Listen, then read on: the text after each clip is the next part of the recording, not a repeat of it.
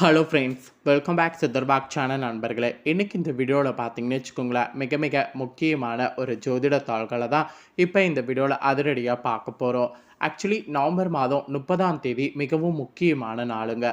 அன்று தமிழ் மாதம் குரோதி ஆண்டுடைய 8வது மாதமான கார்த்திகையுடைய 15ஆம் நாள். அதே போல் கிழமை பார்த்தீங்கன்னு வச்சுக்கோங்களேன், சனிக்கிழமை. ஆக்சுவலி இந்த சனிக்கிழமை என்ன முக்கியமான நாளுன்னு பார்க்கும்போது அமாவாசையானது வருதுங்க. வரக்கூடிய இந்த அமாவாசை கார்த்திகை மாதத்தில் வரக்கூடிய அமாவாசைங்க. மற்ற மாதங்களில் வரக்கூடிய அமாவாசை காட்டிலும் கார்த்திகை மாதத்தில் வரக்கூடிய அமாவாசை ரொம்ப ஸ்பெஷல் அமாவாசையாக கருதப்படுது. இந்த அமாவாசையில் நவக்கிரகங்களிடையே பெரிய சேஞ்சஸ் ஆனது ஏற்பட போகுது. அந்த சேஞ்சஸ்னால ஒவ்வொரு ராசிக்காரங்களுக்கும் தலையெழுத்து மாறும். அப்படி மாறக்கூடிய தலையெழுத்தை ஒவ்வொரு ராசிக்காரங்களும் தெரிஞ்சு பயனடையணுங்கிறதுனால ஒவ்வொரு ராசிக்காரங்களுக்கும் என்ன தலையெழுத்து மாறும் அப்படிங்கிறத ஃபுல்லாக எக்ஸ்பிளைன் பண்ணிகிட்ருக்கேன். அதில் இன்றைக்கி இந்த வீடியோவில் பார்த்தீங்கன்னு வச்சுக்கோங்களேன், மிக மிக முக்கியமான கடக ராசிக்காரங்களுக்கு என்ன மாதிரியான மாற்றம் ஏற்பட போகுது அப்படிங்கிறத ஷேர் பண்ண போகிறேன். ஸோ கடக ராசியில் பிறந்தவங்க உங்கள் ராசிக்கு என்ன மாதிரியான மாற்றம் ஏற்படும் அப்படிங்கிறத தெரிஞ்சுக்குங்க. உங்கள் ராசிக்கு என்ன மாற்றம் ஏற்படும் அப்படிங்கிறத தெரிஞ்சுக்கிறதுக்கு முன்னாடி உங்களுக்கு கடன் பிரச்சனைலாம் இருந்ததுன்னா கடன் பிரச்சனைகளை தீர்ப்பதற்கு இந்த கார்த்திகை அமாவாசையில் ஒரு வழிபாடு முறையை செய்யணும். கார்த்திகை அமாவாசையுடைய சிறப்புகளும் வழிபாட்டு முறையும் ஃபஸ்ட்டு உங்கள் ராசிக்கு எக்ஸ்பிளைன் பண்ணுறேன். முதல்ல அதை தெரிஞ்சுக்குங்க. அதுக்கப்புறம் உங்கள் ராசிக்கு என்ன மாதிரியான மாற்றம் கிரகங்களால் ஏற்படும் அப்படிங்கிறத உங்களுக்கு எக்ஸ்பிளைன் பண்ணுறேன். ஸோ இந்த வீடியோ ரொம்ப யூஸ்ஃபுல்லாக ரொம்ப இன்ட்ரெஸ்டாக இருக்கும். ஸோ வீடியோவை கடக ராசிக்காரங்க ஸ்கிப் பண்ணாமல் ஃபுல்லாக பாருங்கள். வாங்க முதல்ல கார்த்திகை அமாவாசையுடைய சிறப்புகளும் கடன் பிரச்சனை தீர்க்கக்கூடிய அந்த வழிபாட்டு முறை என்னங்கிறதையும் பார்க்கலாம். ஆக்சுவலி கார்த்திகை மாத அமாவாசையில் காகம், பசுமாடு ஆகியவற்றுக்கு உணவளிக்கிறது, குலதெய்வத்தை வழிபாடு செய்கிறது சிறப்பானது. இந்த நாளில் முன்னோர்களை வழிபடுவதால் குடும்பத்தில் உள்ள சுபகாரிய தடங்கள் அனைத்தும் விலகி சுபிட்சங்கள் ஏற்படும். தீராத நோய்கள் தீர்வதற்கும் கழுத்தை நெரிக்கக்கூடிய கடன் பிரச்சனையிலிருந்து மீள்வதற்கும் இந்த ஒரு அமாவாசை விட்டால் ஒரு சிறந்த நாள் வேறு எதுவும் கிடையாது. மார்கழி மாதம் பாவங்களை போக்கக்கூடிய புனிதமான மாதம். அதுக்கு முன்னாடி வரக்கூடிய கார்த்திகை மாத அமாவாசை விரதம் இருந்து முன்னோர்களை வழிபட்டால் அவர்களுக்கு முக்தி பெரு கிடைக்கும். பித்ரு தோஷம், சர்ப்பதோஷம் இந்த மாதிரியான தோஷங்களுக்காக பரிகாரம் செய்ய நினைக்கக்கூடிய கடகராசிக்காரங்க இந்த நாளில் பரிகாரம் செய்வது மிகவும் சிறப்பானது. இந்துக்கள் ஆகிய நம்ம வழிபாட்டு நாட்களில் மிக முக்கியமான நாள்லாம் அமாவாசை. மாதத்துக்கு ஒரு முறை என வருடத்தில் 12 அமாவாசை வந்தாலும் ஒரு சில மாதங்களில் வரக்கூடிய அமாவாசைகள் அதிக சிறப்பு வாய்ந்ததாக நம்மளுடைய வாழ்க்கையில் சொல்லப்படுது. அது மட்டும் இல்லாமல் பல பிரச்சனைகளை தீர்க்கக்கூடிய சக்தி வாய்ந்த அமாவாசையாகவும் இருக்குது. அதில் ஆடி அமாவாசை, தை அமாவாசை, புரட்டாசி அமாவாசை, ஐப்பசி அமாவாசை, கார்த்திகை மாதத்தில் கூட வரக்கூடிய அமாவாசை சிறப்பு வாய்ந்தது என்று சொல்லப்படுது. அமாவாசை என்றாலே முன்னோர் வழிபாட்டுக்குரிய நாள் என்பது அனைவருக்கும் தெரியும். நமக்கு முன் வாழ்ந்த மறைந்த நம்மளுடைய முன்னோர்களுடைய ஆத்மாக்களை சாந்தப்படுத்துவதற்காக இந்த நாளில் புனித நீராடி தர்ப்பண தானம் போன்றவற்றை செய்கிறது சிறப்பு. இந்த கார்த்திகை அமாவாசை என்பது முன்னோர் வழிபாட்டோடு ஆன்மீக வழிபாட்டுக்கும் மிக முக்கியமான நாள் என்று சொல்லப்படுது.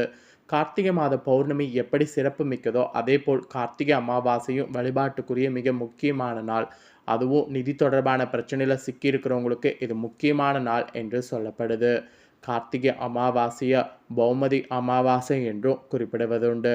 கார்த்திகை அமாவாசை என்று அனுமனையும் செவ்வாய் பகவானையும் வழிபாடு செய்தால் வாழ்வில் நம்ம சந்திக்கக்கூடிய பலவிதமான துன்பங்கள்லேருந்து விடுபட முடியும்.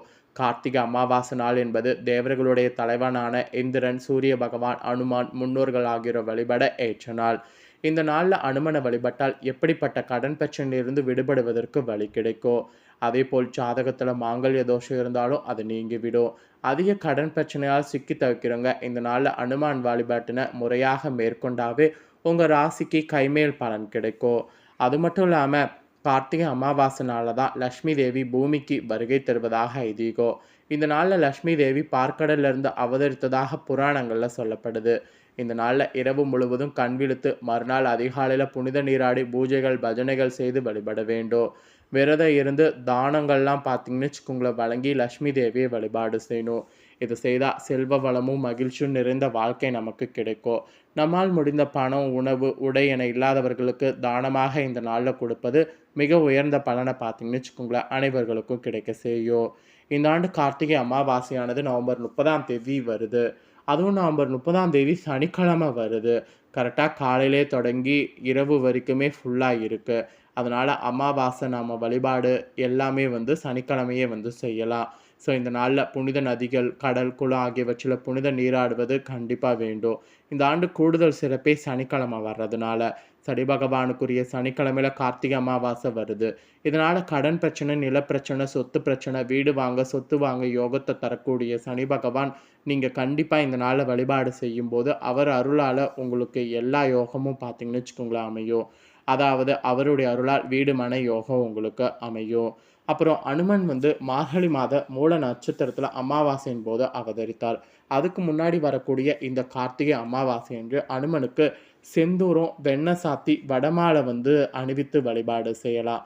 இத செய்யக்கூடிய பட்சத்தில கண்டிப்பா பார்த்தீங்கன்னு வச்சுக்கோங்களேன், இன்னும் உங்களுக்கு அருள் வந்து கிடைக்கும். அதாவது இந்த மாலை கட்டி அணிவிக்கிறதுனால, இதனால தடைப்பட்ட காரியங்கள் அனைத்தும் நடைபெறும். துன்பங்கள்லாம் வந்து விலகும். இன்பமான வாழ்க்கை அமையும். அனுமன வழிபடுவதால் சனிதோஷம் உள்ளிட்ட நவக்கிரக தோஷங்கள் விலகும். துளசி மாலை அணிவிக்கிறது, துளசியால் அர்ச்சனை செய்வது உங்களுடைய வேண்டுதல்கள் அனைத்தும் நிறைவேற்றி செய்யும். அதனால கடக ராசிக்காரங்க இந்த அமாவாசையை மட்டும் மிஸ் பண்ணிறாதீங்க. இந்த அமாவாசையில கண்டிப்பா நான் சொன்ன இந்த வழிபாடுகள் எல்லாமே வந்து ட்ரை பண்ணி பயன்பெறுங்க. இப்போ உங்களுக்கு இந்த அமாவாசைக்கு பிறகு உங்க ராசிக்கு என்ன மாதிரியான மாற்றம் ஏற்படுங்கிறத சொல்லப் போறேன். ஸோ கடக ராசிக்காரங்க புனர்பூசம் 4ஆம் பாதம், பூசம் ஆயில்ய நட்சத்திரத்தில பிறந்தவங்க, உங்க ராசிக்கு என்ன மாதிரியான பலன் கிடைக்குங்கிறத நோட் பண்ணிக்கோங்க. உங்க வாழ்க்கையில நீங்க என்ன செய்கிறீர்கள் என்பதை ரகசியமாகவே வைத்திருக்கணும். இப்படி வைத்திருந்தீங்கன்னா தான் இந்த அமாவாசைக்கு பிறகு எல்லாத்துலயும் வெற்றி கிடைக்கும். இந்த அமாவாசைக்கு பிறகு எதிலும் நிதானமாக செயல்படுவது உங்களுக்கு நன்மை தரும். உடல் ஆரோக்கியத்துல கூட கவனமாக இருக்கணும். உடல் நலத்திற்கு செலவு செய்ய வேண்டியது வரும். அதனால உடல் ஆரோக்கியத்துல கொஞ்சம் ஸ்பெஷல் கவனம் வைத்துக்குங்க. எதிர்பார்த்த பணவரவு தாமதமாக வந்து சேரும். எந்த வாக்குறுதியும் கொடுக்கறதுக்கு முன்னாடி யோசித்து செயல்படணும். யோசித்து வாக்குறுதி குடுக்கணும். அதுதான் உங்களுக்கு நல்லது. மற்றவர்களுடைய செயல்கள் கோபத்த தூண்டுவதாக இருக்கும். அதனால மற்றவர்களுடைய செயல்கள் கண்டு எதையும் வந்து இது பண்ணக்கூடாது. இந்த மாதிரியெல்லாம் வந்து கவனமாக இருக்கணும். அப்புறம் தொழில் வியாபாரத்துல முன்னேற்றம் காணப்படும். வாடிக்கையாளர்களை அனுசரித்து செல்வது நல்லது. உத்தியோகத்துல இருக்கிறவங்களுக்கு கூட அவசரப்படாம நிதானமாக பணிகளை கவனிக்கிறது நல்லது. இந்த அமாவாசைக்கு பிறகு தொழில் உத்தியோகத்துலலாம் ரொம்ப கவனமாக இருக்கணும் என்று சொல்லப்பட்டிருக்கு. அப்புறம் குடும்பத்துல கூட சிறு சிறு மன வருத்தங்கள் ஏற்படக்கூடிய வகையில சூழ்நிலை இருக்கும். அதுல ரொம்ப கவனமா இருக்கணும். கணவன் மனைவிக்கிடையே வாக்குவாதங்கள தவிர்க்கிறதெல்லாம் நல்லது. இல்லன்னா கண்டிப்பா பெரிய பிரச்சனை வரும். பிள்ளைகளுடைய முன்னேற்றத்துல தடை தாமதம் ஏற்படும். அதுலயும் கவனமாக இருக்கணும். பொருட்களெல்லாம் கவனமாக பாதுகாக்கிறது நல்லது. இல்லன்னா களவு போக வாய்ப்பிருக்கு. பெண்களுக்கு கூட எந்த வாக்குறுதியும் இந்த அமாவாசைக்கு பிறகு கொடுப்பதை தவிர்க்கிறது நல்லது. கோபத்த குறைக்கிறது கூட நன்மை தரும். கலைத்துறையில் இருக்கிறவங்களுக்கு தொழில் தொடர்பாக வீண் அலைச்சல்கள் இருக்கும். புதிய ஒப்பந்தங்கள் கையெழுத்திடுவது ஈஸியா இருக்கும். சக கலைஞர்களிடம் நிதானத்தை கடைபிடிக்கிறது நன்மை தரும். கோபத்தை குறைத்து தன்மையாக பேசுனீங்கனாவே காரிய வெற்றி உண்டாகும். எதிர்பாராத செலவு இருக்கும். அந்த செலவை குறைச்சிக்கிறது உங்க கையில தான் இருக்கு. அப்புறம் அரசியல் துறையில இருக்கிறவங்களுக்கு தேவையற்ற அச்சல குறைத்துக் கொள்வது நல்லது. எல்லா வகையிலும் அப்பதான் உங்களுக்கு நன்மையானது உண்டாகும். மற்றவர்களுக்கு உதவிகள் செய்ய தூண்டும். பிரிந்து சென்றவர்களை மீண்டும் சந்திப்பதற்கு வாய்ப்பு நேரும். அப்படி வாய்ப்பு நேரும்போது அதை கரெக்டாக யூஸ் பண்ணிக்கோங்க. மாணவர்களுக்கு கூட கல்வியில முன்னேற்றம் அடைய கவனத்தோடு படிக்கிறது நல்லது. எதிலும் நிதானம் தேவை. நிதானம் மட்டும் இல்லைன்னு வச்சுக்கோங்களேன், பெரிய இழப்பு வரும். ஸோ ஆக மொத்தம் கடக ராசியில பிறந்தவங்களுக்கு இந்த அமாவாசைக்கு பிறகு நிறைய ஏற்ற இறக்கங்கள் இருக்க போகுது. இத கரெக்ட்டா வந்து நீங்க இப்ப நான் இந்த வீடியோல சொன்னத தெரிஞ்சிருப்பீங்க. இதற்கேற்ப நடந்து பலனடைங்க. ஸோ கடக ராசிக்காரங்க புனர்பூசம் 4ஆம் பாதம், பூசம் ஆயில்ய நட்சத்திரத்தில பிறந்தவங்களுக்கு நான் சொன்ன இந்த கணிப்பு கரெக்ட்டா பொருந்தும். அதனால கடக ராசி இந்த நட்சத்திரத்தில பிறந்தவங்க இந்த தாள்கள் சொன்னல இதற்கேற்ப நடந்துக்குங்க. இந்த அமாவாசை பலன நீங்க பார்த்து பயனடைஞ்சது போல உங்க ஃப்ரெண்ட்ஸ் ஃபேமிலில இருக்கிறவங்களும் பார்த்து பலனடையணும்னு நினைச்சீங்கன்னா, வீடியோ லைக் பண்ணி ஷேர் பண்ணுங்க. உங்க ஃப்ரெண்ட்ஸ் ஃபேமிலில இருக்கிறவங்களும் வீடியோ பார்க்கட்டும். அவங்களும் அவங்களோட ராசி கடக ராசியா இருந்ததுன்னா, கார்த்திகை மாத அமாவாசையுடைய சிறப்பையும், இந்த அமாவாசைக்கு பிறகு அவங்களோட ராசிக்கு என்ன நடக்குங்கிறதையும் இந்த வீடியோ மூலியமா தெரிஞ்சு, இதற்கேற்ப நடந்து பலனடையட்டும். ஸோ கண்டிப்பா வீடியோ லைக் பண்ணி ஷேர் பண்ணுங்க. உங்க ஃப்ரெண்ட்ஸ் ஃபேமிலில இருக்கிறவங்களும் உங்கள போல கடக ராசிக்காரங்களா இருந்தாங்கன்னா, இந்த பலன பார்த்து தெரிஞ்சு பயனடையட்டும்.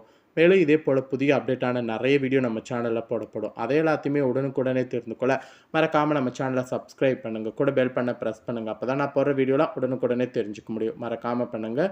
வேறொரு வீடியோ சந்திக்கிறேன். நன்றி.